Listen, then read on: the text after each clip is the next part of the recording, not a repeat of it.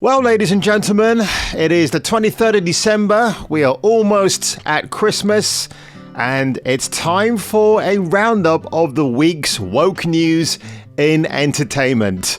And boy, oh boy, it's been catastrophic. It's been hilarious. And all I can say, Hollywood, for 2023, please keep the cringe coming. Do you know why? Because content creators like me can keep on making these type of videos just to entertain our subscribers with. So Hollywood, you're losing the battle in the woke war of culture. We're winning, you're losing.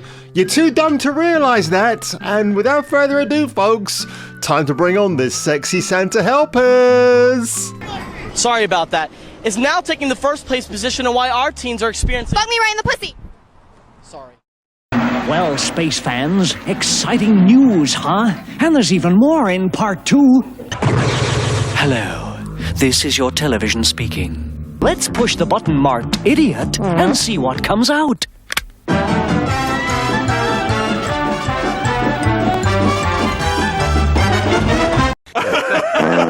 So James Gunn, he is a co-partner with Peter Safran over at Warner Brothers, in charge of the DC universe going forward.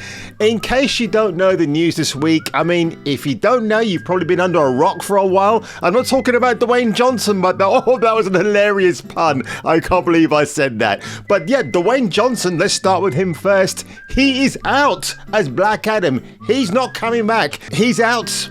Black Adam didn't perform well. We all knew that anyway. I saw the film. I liked it. I don't love it. I won't own it on Blu-ray or Steelbook edition. Doesn't matter unless they inject some extra Henry Cavill scenes in. But, you know, the reason why I talk about Dwayne Johnson very quickly, he's The Rock. He's physically imposing with all the roids he's been taking, but he's not bigger than the studio. The big thumber rule that you have to remember in Hollywood when you're a AAA movie star or a gigastar, like Bruce Willis used to be in the 90s, is that you are not bigger than the studio is bigger than you. So I guess that might be a hard lesson for Dwayne "The Rock" Johnson to learn, but James Gunn, lampooned by DC fans, he offended for disagreeing with the decision to fire Henry Cavill as Superman. What's really sad about this, I'm a big Cavill fan anyway, since the days of the Tudors on TV, if you ever saw that series, he and Jonathan Rhys-Meyers, and we'll never get to see Henry Cavill play a Richard Donner version 2 of Superman. You know, that's what we all wanted to see. Henry's a great Superman, just handed over bad scripts to work with, and he did the best he could with them. And he's probably like the same situation he had with the Witcher series, where he's got Zack Snyder's notes and he's like, no, but this is not the character I want to play. I want to play this kind of Superman. But Zack Snyder wants to go in a different direction and should have been allowed to have finished his 3 Justice League movie arc. That would have been really interesting, but Warner Brothers are completely dumb as hell. But if we just scroll on down here really quickly, Ray Fisher chimed in. This is very strange. So Ray Fisher said to James Gunn, the way he uses fake grace on Twitter is really funny. Him going out to bat for Joss Whedon, pseudo-apologizing for it, and then deleting it immediately before taking his new DC job is not. Refusing to apologize for toxic behavior seems to be a job requirement for WB and DC. And James Gunn replies, all my tweets automatically delete every few months, Ray. It has nothing to do with my tweets to you. You know, Ray Fisher's had this ongoing feud with Warner Brothers and Joss Whedon because apparently Joss Whedon and Jeff Johns had it in for Ray Fisher. They were allegedly throwing abuse at him for all sorts of things. Where do I stand on that? I think Ray Fisher's a little bit of a crybaby, if I have to be honest. You know, it's one thing going out there, but not backing it up with actual cold, hard receipts. It's not the smart way to go, Ray. Even though I thought he was pretty good as Cyborg in the Zack Snyder cut of Justice League. I thought he was good in that. Okay, the B-Boy. Cannot wait to see what you're cooking up. That being said, the move to boot Cavill and Gadot, especially after they'd announced their returns, doesn't inspire confidence. And James Gunn replies, I'm not sure where you're getting that we booted Gal. Okay, right. So he's again.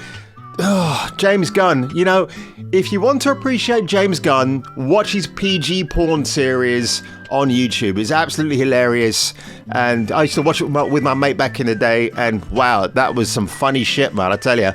How they got away with that on YouTube is something else. So Tyler Bob McLean, bro, the disrespectful outcry you're talking about is mostly very passionate. DC fans making their voices heard.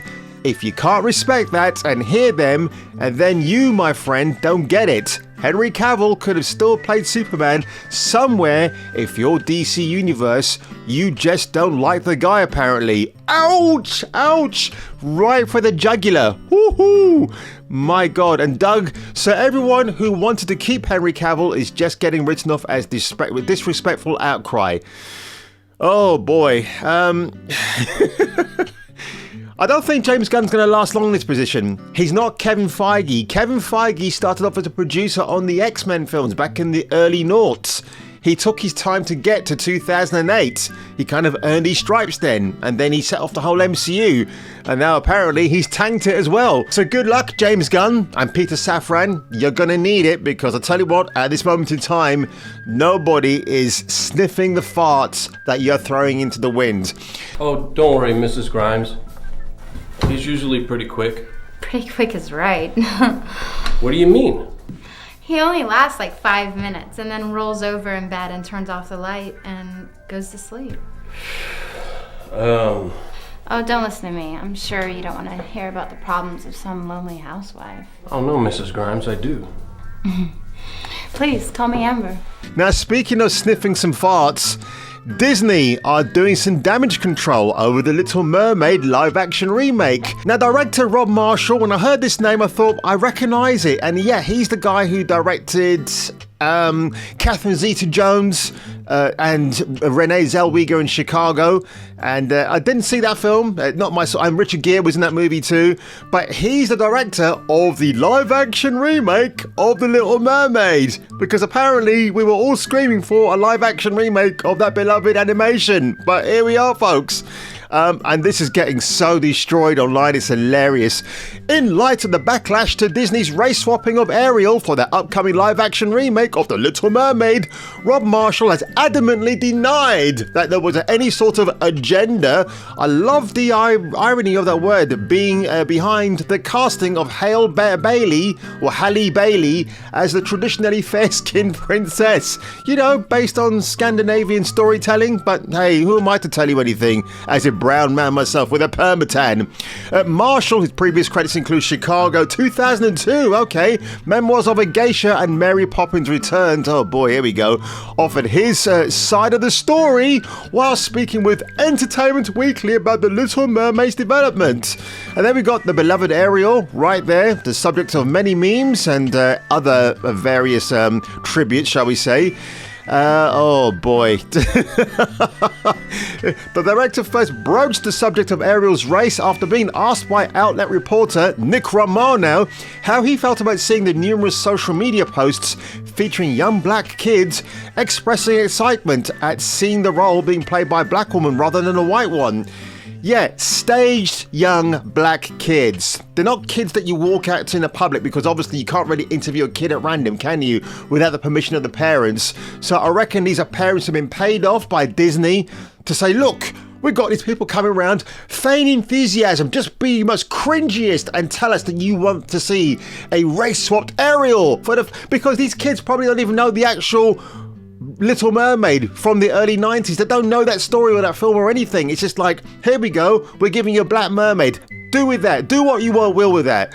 And now Rob Marshall says he wasn't anticipating that because, in a way, I felt like we've moved so far past that kind of thing, but then you realise, in a way, we haven't. Marshall said, it was very moving to me to see how important this kind of casting is for the world.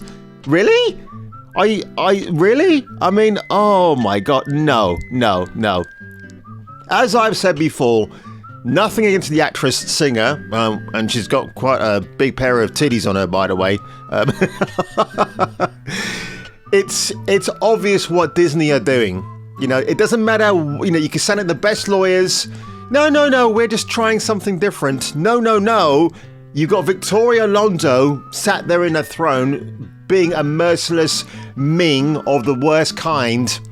And she's barking orders. I bet Disney had this like an agenda, like a mission statement, that we're going to race swap every character that you used to love, and we're going to make every male character a female going forward, because that's going to be the way forward, guys, because Stan Lee's dead, long live the Queen, which is me, Victoria Alonso, and it's going to be an absolute disaster for Disney. They're lying through their back teeth, and it serves them right. I mean, wow, look at this. She was even in Kingdom Hearts 2, 2005.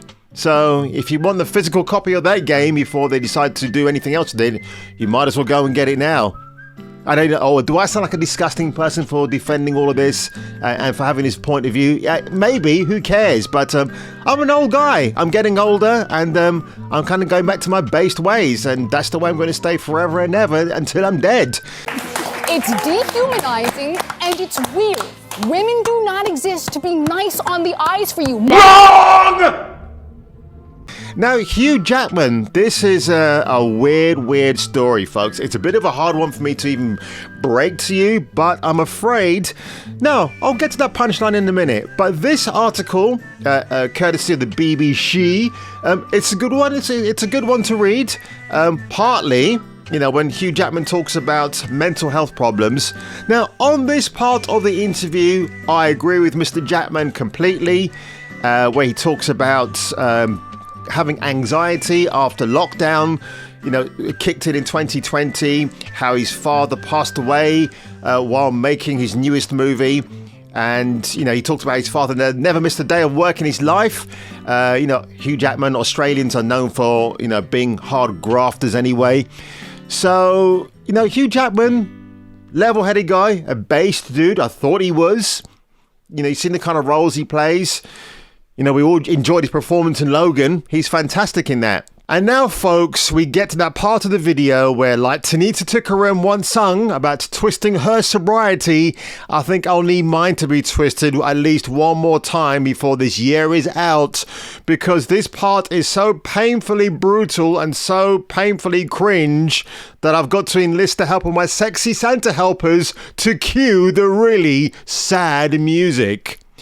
Hugh Jackman says he's a big fan of having one gender-neutral acting category in which all performers can compete.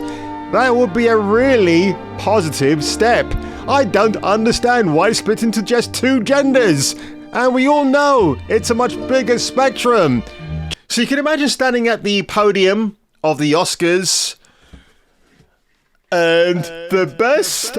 hang on a minute. The best, it's performance, them performance goes to Jennifer Lawrence, because she's the first ever trans actress. Are you making fun of me? Jackman, my man, my dude, my him, what do I call you now?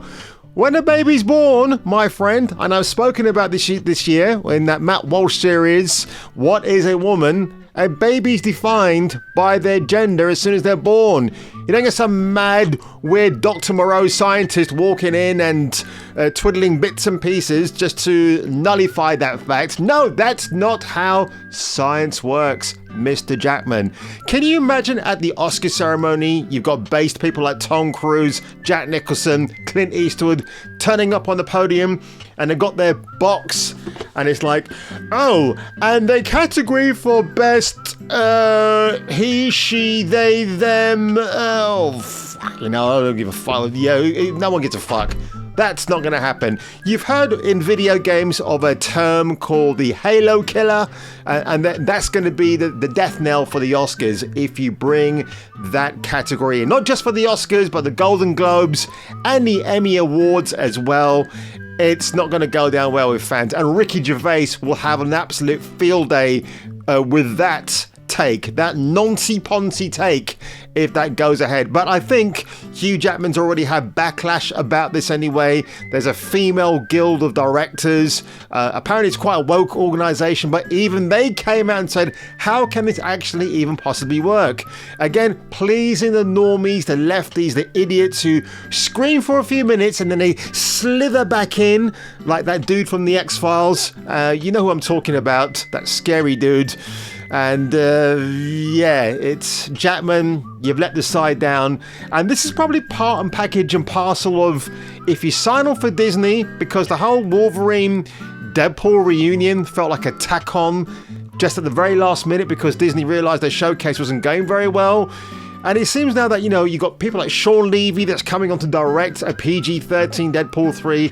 Let's not bullshit, folks. It's going to be a PG-13. It's going to be watered down. You can't be inappropriate anymore with the jokes that Deadpool likes to take. It's going to be a matter of time before Ryan Reynolds gets sucked into the woke cultivists out there. He's going to be next. I dread to think who else they might try to recruit. They better not touch my boy Jeremy Renner, because if they do, I'm flying out to LA and I'm just going to cause a whole lot of trouble.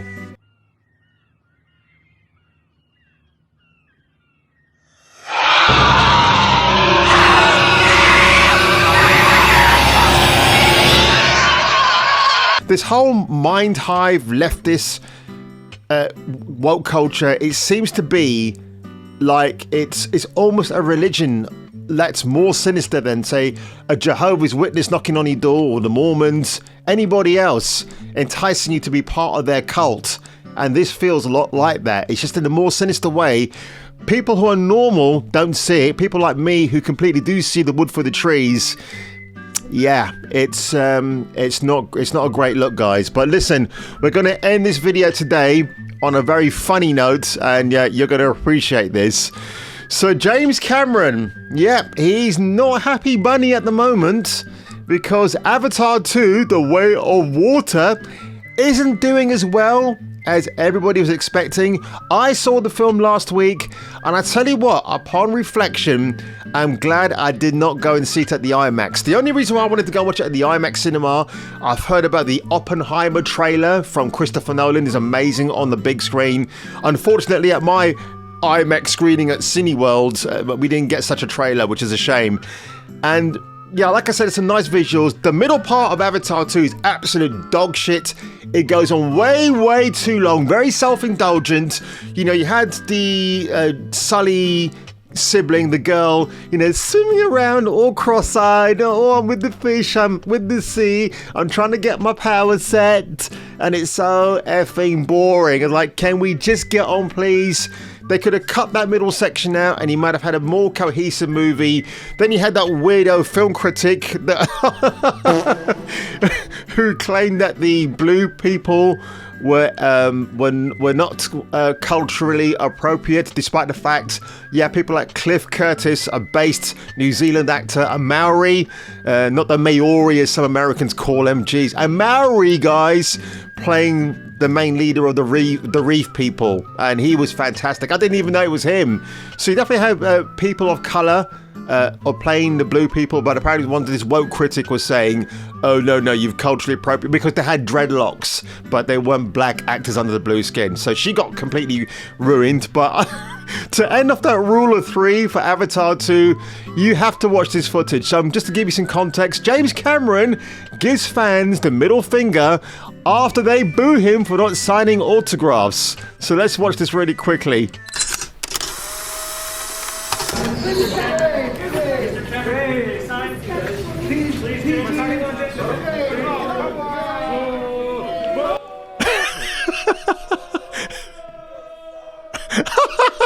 My guy here, he is definitely getting the joke. He knows what's going on.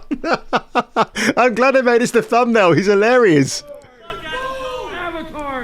Oh, he gave the middle finger. Oh, no way. Let's have a look.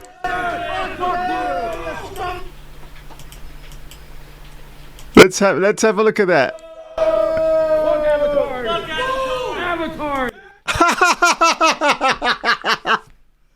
Oh no, he gave the middle finger.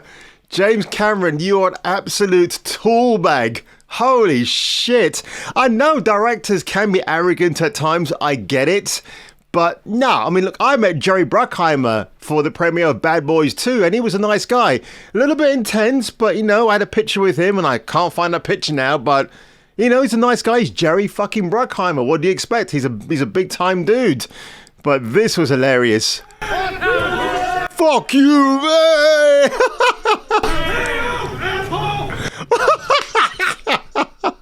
Oh, God.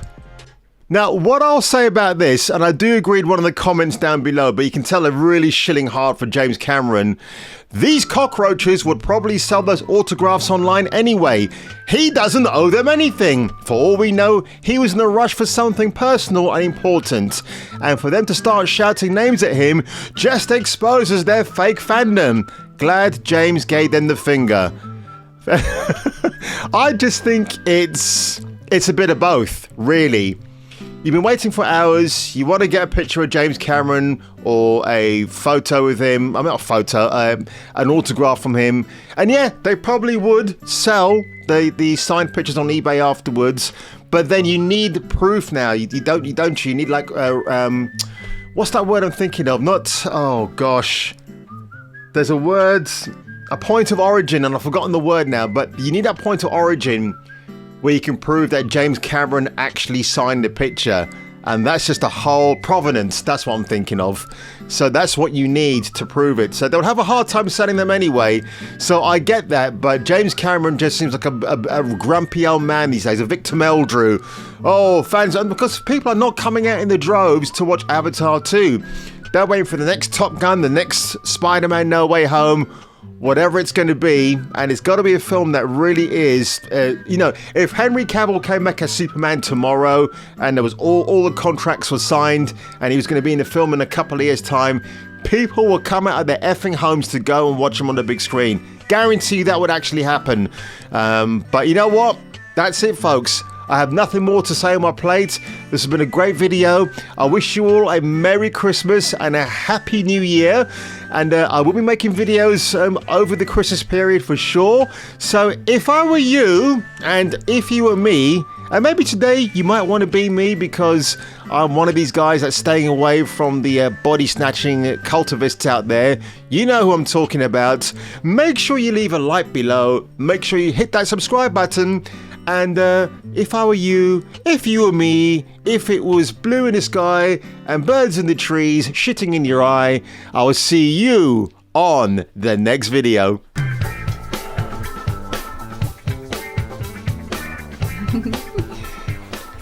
Let's get you out of this tool belt. Let me help you with that.